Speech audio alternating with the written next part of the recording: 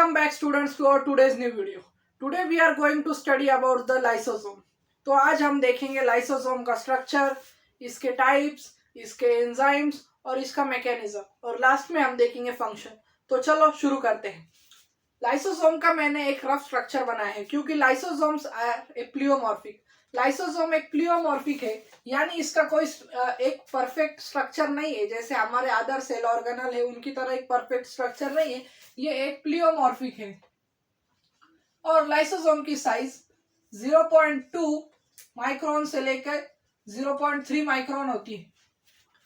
हमारा लाइसोसोम जो है इसे ग्रेवयार्ड ऑफ सेल्स भी कहते हैं स्टूडेंट्स. तो ग्रेवयार्ड ऑफ सेल्स क्यों कहते हैं वो आज हम देखेंगे, क्योंकि हर सेल का यहाँ पर डाइजेशन होता है और वो कैसा होता है, क्यों होता है, वो सब हम इस वीडियो में देखने वाले हैं. तो लास्ट तक बने रहिए. तो सबसे पहले हम देखेंगे लाइसोसोम का स्ट्रक्चर. तो लाइसोसोम का स्ट्रक्चर दो लेयर से बना होता है. आउटर लेयर, इनर लेयर है हमारी लिपिड लेयर, बाहर की है मेम्ब्रेन.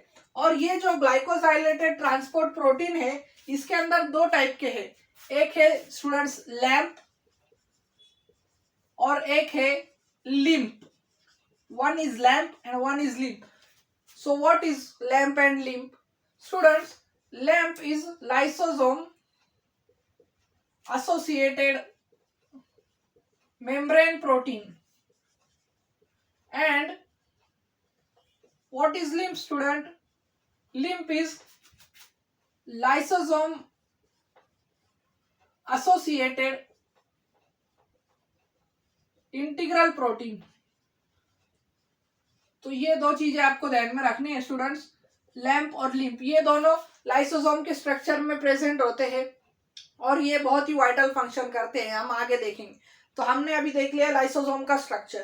तो लाइसोसोम का स्ट्रक्चर में इसका इन्वायरमेंट जो होता है स्टूडेंट्स, ये इनर इन्वायरमेंट, यहाँ बहुत सारे हाइड्रोलाइटिक एंजाइम होते हैं और ये हाइड्रोलाइटिक एंजाइम सेल के लाइसिस के लिए ही बने हैं. और हम ये देखेंगे कितने टाइप के एंजाइम होते हैं, कैसे कैसे एंजाइम होते हैं.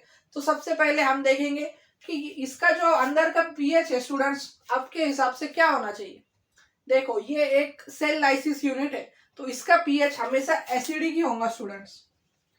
और एसिडिक पीएच के लिए बहुत सारे प्रोटॉन लगते हैं. तो हमारा जो लाइसोसोम है इसकी जो बाहर की मेम्ब्रेन है स्टूडेंट्स, ये बाहर से H+ प्रोटॉन अंदर लेती है, यानी कि proton gradient is created students. Proton gradient is created outside the membrane of lysosome. But why students, why membrane gradient is created? Because membrane gradient is very useful for making the acidic condition of the cell. हमारे cell के अंदर acidic condition create करने के लिए ये सारे proton लगते हैं, प्रोटॉन ग्रेडियंट क्रिएट होता है. और यही है मेन जिस रीजन के लाइसोसोम इतना हर चीज डिग्रेड कर लेता है. हर सेल का डिग्रेडेशन होता है, ऑटोफेजी होता है, heterophagy, everything lysosome can do, even it do the function of phagocytosis. तो हमने अभी देख लिया हमारा स्ट्रक्चर के बारे में. Let's see about the enzymes present in the lysosome. What are the enzymes students in lysosome? We all enzymes in lysosome are called as hydrolases. But what are they? Our lysosome contains students protease, amylase, lipase, nuclease. All these enzymes are there. And what is the function of these enzymes? You all better know that protease are for proteolytic, amylase is for breakdown of carbohydrate, lipase is for lipids, and nuclease is for RNAs and DNA. So these in hydrolase category, these four enzymes are present in the lysosome. So we see the enzyme. Let's see about the types of lysosome students. So what are the types of lysosomes present in the cell? There are two types of lysosome present. One is primary lysosome and second is secondary lysosomes. So what these two have done?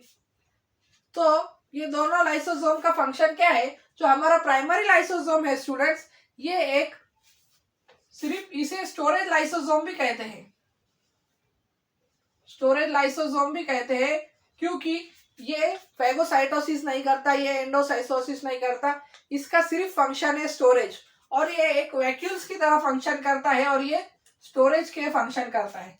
और secondary lysosome का क्या function है student, secondary lysosome बनता कैसे है वो मैं बताऊंगा।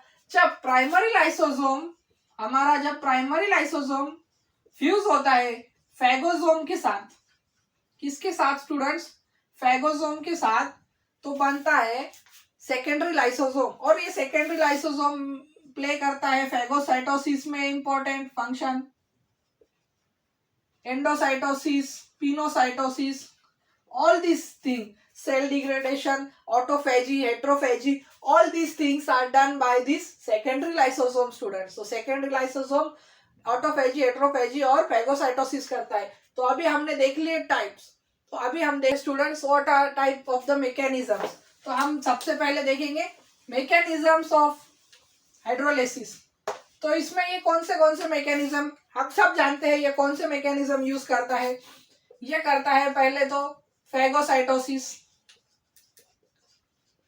हम सब जानते हैं what is phagocytosis, when any foreign particle enters our cell are activated and engulf that material and lysis of that material is done, so it is of phagocytosis। second इसका फंक्शन है स्टूडेंट्स एंडोसाइटोसिस, सेकेंड मैकेनिज्म है endocytosis, pinocytosis, और fourth है exocytosis. तो चलो एक एक करके देखते हैं। फाइगोसाइटोसिस का तो मैंने बता दिया।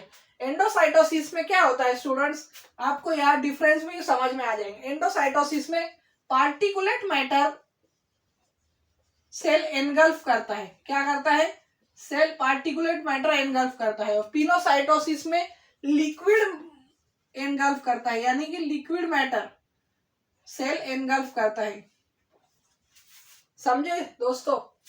और ये मैकेनिज्म है, ये फैगोसाइटोसिस एक मैकेनिज्म है, एक्सोसाइटोसिस, एंडोसाइटोसिस, पिनोसाइटोसिस ये मैकेनिज्म।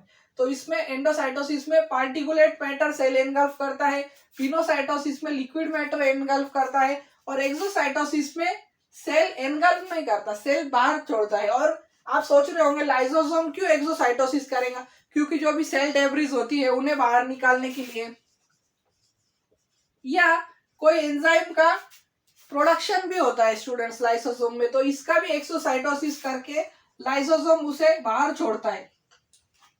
तो ये थे इसके मैकेनिज्म। अभी हम देखने वाले हैं students what are the functions of lysosome. Students function बहुत इंपॉर्टेंट है, हम कोई भी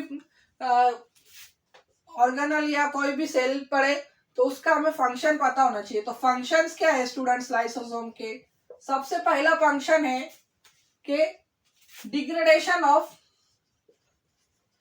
वेस्ट। लाइसोसोम क्या करता है स्टूडेंट्स, जो भी वेस्ट मटेरियल होता है उसका डिग्रेडेशन करता है। और दूसरा फंक्शन क्या है स्टूडेंट्स लाइसोसोम का, ऑटोफैजी। तो स्टूडेंट लाइसोसोम क्या करता है, ऑटोफैजी करता है।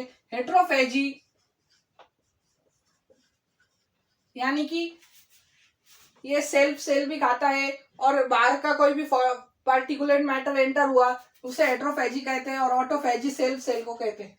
ऑटोलाइसिस भी करता है। ऑटोलाइसिस मीन्स अगर कोई सेल है उसका प्रॉपर फंक्शनिंग नहीं हो रहा है तो उसकी पूरी यूनिट को डिग्रेडेशन के लिए लाइसोसोम में भेज देते हैं, और लाइसोसोमल डिग्रेडेशन उसे कहते हैं। तो इस प्रोसेस को कहते हैं स्टूडेंट्स ऑटोलाइसिस।